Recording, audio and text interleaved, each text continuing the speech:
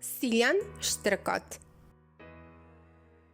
Во едно мало македонско село живеел човек по име Силјан, кој бил љубопитен и немирен по природа.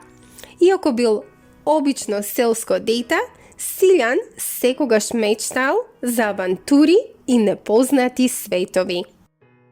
Еден ден, додека се шетал низ шумата, Силјан наишол на старец кој му рекол: Силјане, ако го прифатиш ова перо од штрк, твојот живот ќе се промени за секогаш. Но запомни, љубопитноста може да биде и благослов, но и проклетство. Силјан без двоумење го прифатил перото, а во истиот миг се претворил во штрк. Тогаш тој го почувствувал лесниот ветер под своите крилја и започнал да лета.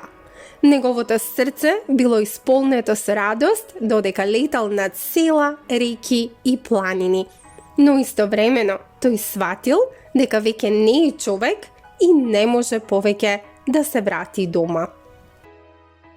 Штрковите со кои летал го одвеле во далечна земја каде што го научил нивниот јазик и начин на живот.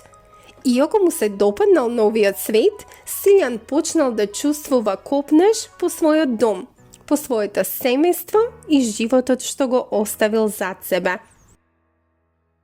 По многу години, Силјан конечно ја добил можноста повторно да се врати дома. Се појавил старецот и му рекол: Силјане, дали научи што значи да бидеш штрк и човек истовремено? Силјан со тага одговорил: Да, научив дека понекогаш љубопитноста може да не оддалечи од она што е најважно во животот – љубовта и домот.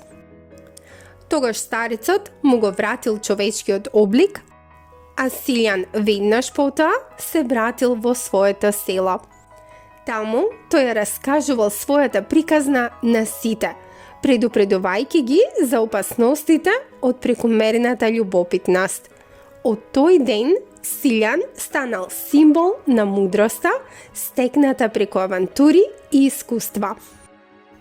А секогаш кога луѓето гледаат штрк во лето, велат: Ени го, Силјан Штркот, кој знае што значи да си и човек и птица.